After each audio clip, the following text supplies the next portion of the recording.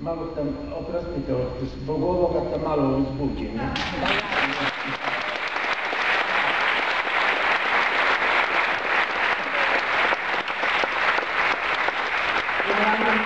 Uglavnom me dulji. Nekako sam se tako, eto, zainteresirao za te šumove koji su, kako smo čuli i znamo, bili vrlo potrebni da bi se jedan film ozvučio, jer trebalo je slike koje su se pojavile na ekranu, trebalo ih je i ozvučiti. Bilo je govora, to sad moram malo nešto možda zagnjaviti, bilo je govora o nekom posebnom jeziku koji bi trebao služiti za crtani film. Jedan jezik, neko je to nazvao ne jezik. Zašto? Jer taj jezik koji smo mi tako nekako zajedno, kad sam imao i svoje kolege koji su sa mnom surađivali, pa smo mi nekako taj ne jezik koji zapravo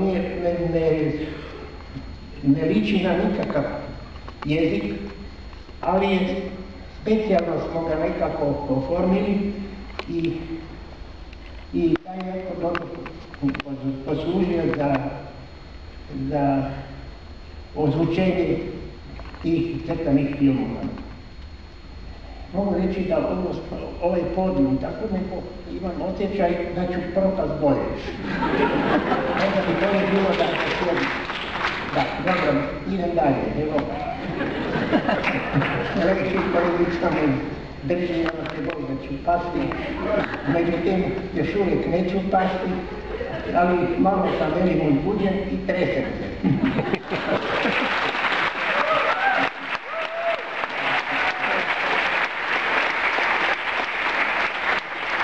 Ja ću kratko rekao, meni su nekad postavilo se pitanje šta sam ja zapravo na jednom filmu crtanom.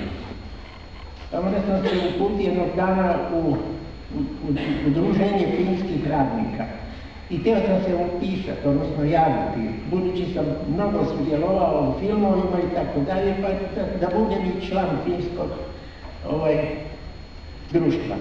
I sad kolegica koja je tamo sjedila, gospođica, ona je gledala, pa veli, vaše zvanje ne postoji u našem popisu uopće. Pa je nabrojila, tu su režiseri, tu su animatori, tu su kompozitori, šta je ono koliko je na veliki spisak, ali vas nema. A dobro, šta vi radite? Rekao, ja imitiram. Ali nema imitatora unutra. Rekao, ne samo imitiram, nego sam ja čak više puta zamijenio i glumice. Ja smatram da ipak vrijedim kao jedan glumac. Bilo je takvih slučajeva da glumci nešto nisu mogli. Pa su mene zvali. To je bilo kad je trebalo imitirati životinje i te stvari. Onda tako da sam jedan put dobio i nalog da se mene omogući put sa jednom ekipom, jer su trebali psa. Dakle, imitaciju jednog psa. I sad sam ja dobio nalog da ja kao pas putujem samo negdje u blizini u Dalmaciju ili u jednu šumu gdje bi trebalo koji puta zalajati. To je ono pričam zato jer vrlo smiješnih stvari sam doživljavao uopće tokom mojih ja bih samo molio nešto. Ja bi ja mogu dobiti stolac. Meni je teško stajati, ja sam rekao, ja sam